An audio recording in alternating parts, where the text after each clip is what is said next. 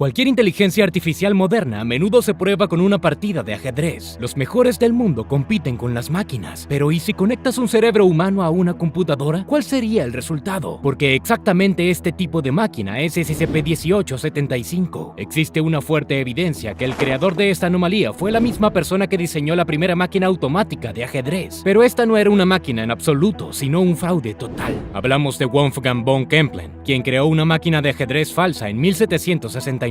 Su creación se llamó el Turco. La máquina estaba compuesta en parte por una figura de cera de un hombre vestido con ropa turca. El otro componente era un tablero de ajedrez con una gran caja de madera que estaba frente a la figura. La audiencia pudo ver una gran cantidad de mecanismos complejos dentro de la caja, pero en realidad no funcionaban. La caja también contenía un nicho para un maestro de ajedrez humano de baja estatura que controlaba el juego. El engaño de Kempelen nunca fue descubierto mientras el charlatán todavía estaba vivo, lo que probablemente inspiró a crear una máquina más seria que realmente funcionaría, SCP-1875. La biografía de Kempelen oculta se trasladó a Rusia unos años antes de su muerte. Presumiblemente, la fundación limpió Wikipedia y otras fuentes similares. Sin embargo, fue este mismo país donde Kempelen conoció al genio ajedrecista ruso Melnikov, considerado el mejor jugador de principios del siglo XIX. Su nombre también ha sido eliminado de la historia y solo se encuentra en los archivos secretos de la fundación. En la reunión, Kempelen propuso inmediatamente que el maestro de ajedrez compitiera con el Turco. Melnikov perdió ante la máquina falsa, pero para sorpresa de Kempelen, sus hijas vencieron fácilmente al autómata del ajedrez. Resultó que las gemelas de 14 años eran incluso más brillantes que su padre, y esto a su vez le dio a Kempelen una idea atroz. ¿Por qué no utilizar a las hermanas para crear una inmejorable máquina de ajedrez? Para evitar que el padre interfiera en este asunto, el ingeniero puso veneno en su copa de vino. Después de la muerte del profesor, Kempelen planeó acoger a las niñas para educarlas. Sin embargo, sus intenciones no duraron más de 2 semanas. Durante ese tiempo, el ingeniero había estudiado las características del juego de las niñas y luego las mató y les embalsamó el cerebro. Posteriormente, se convirtieron en una parte importante del componente principal de la reliquia anómala, SCP-1875-1.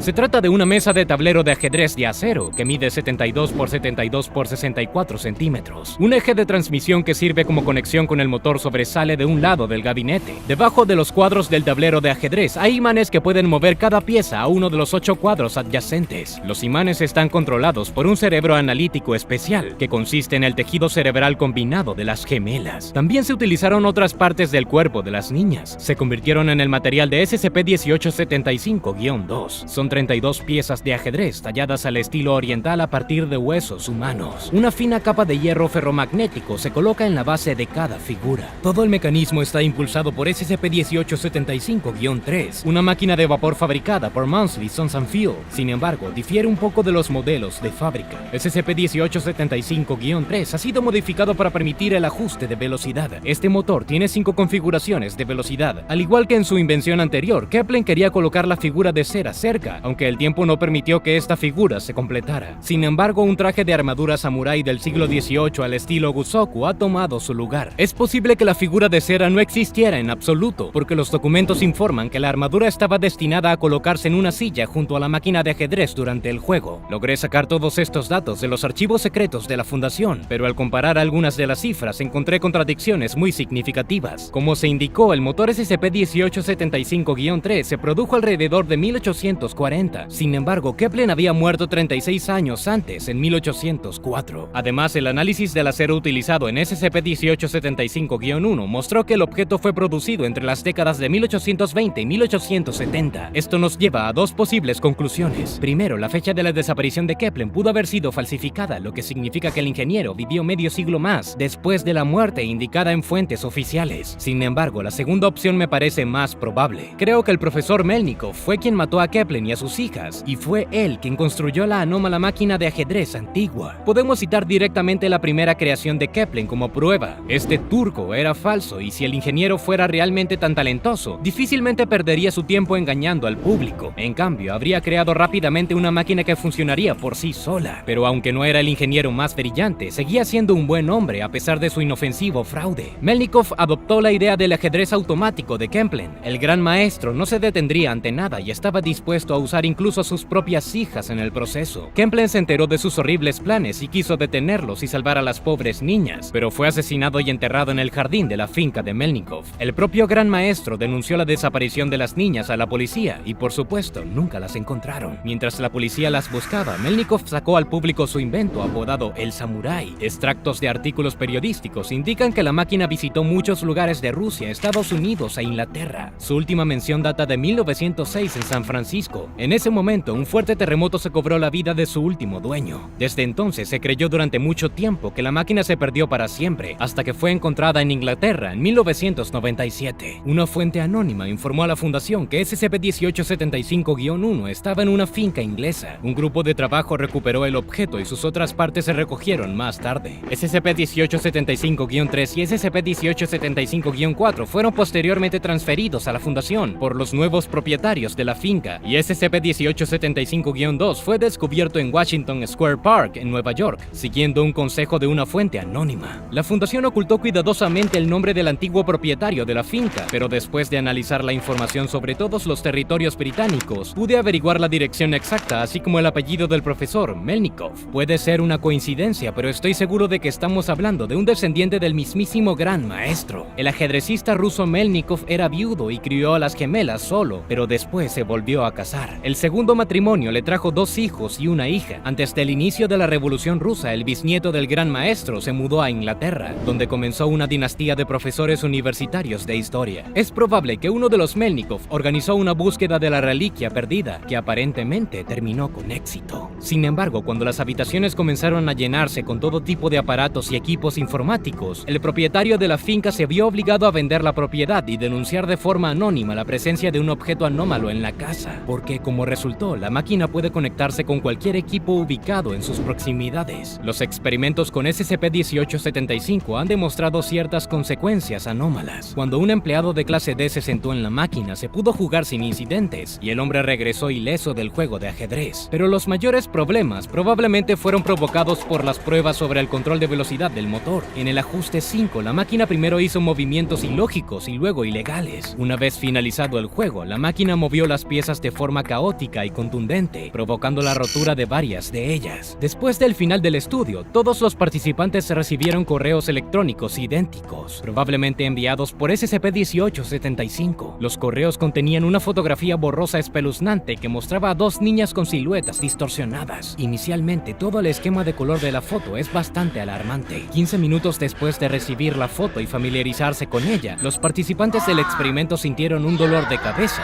junto con un aumento en la temperatura corporal. Después de 2 horas, aparecieron síntomas de alucinaciones auditivas de risa de niñas. Después de 4 horas, se manifestaron alucinaciones visuales, y después de 7 horas, las víctimas dejaron de responder a todos los estímulos externos. Se observó un breve periodo de lucidez 11 horas después de la exposición a la foto, que fue acompañado de un deseo irresistible de volver a la computadora en la que vieron la escalofriante foto. Sin embargo, la lucidez no duró mucho. 12 horas después de la exposición, la víctima comenzó a automutilarse. Esto iba desde cortarse la cara hasta abrir su propia cavidad abdominal. 14 horas después ocurrió una muerte agonizante y dolorosa. Como resultado, la fundación perdió 12 investigadores, incluidos 5 especialistas en ajedrez y 5 empleados de clase D. Desde entonces se prohibió usar el nivel 5. Además, el objeto nunca debe estar al alcance de las redes y dispositivos inalámbricos, por lo que los teléfonos y las computadoras están prohibidos en el área de contención de SCP-1875. En caso de que algo así se acerque a la anomalía, las condiciones sugieren contener el objeto en una jaula de Faraday. Este es un dispositivo especial que protege a la anomalía de campos electromagnéticos externos. El estado del objeto es monitoreado constantemente por 2 especialistas de seguridad de la información, un guardia armado y un psicólogo infantil. La presencia de este último sugiere que SCP-1875 no siempre se manifiesta exclusivamente a través del correo electrónico. Es probable que a veces la máquina se comporte inquieta fuera del nivel 5. En tales casos, el psicólogo mantiene una conversación tranquilizadora con una voz suave y agradable, con la intención de aplacar la anomalía. Logré localizar a uno de los psicólogos, una mujer de 35 años, cuyo nombre, por supuesto, no revelaré. La seguí hasta un concurrido paso de peatones y subrepticiamente saqué un cuaderno de su bolso. No había entradas importantes en él, pero es poco probable que la fundación permita que sus empleados se lleven ese tipo de documentos fuera de las instalaciones, pero sí contenía algunas notas. En la parte superior de la página puedes ver una inscripción a lápiz tenue,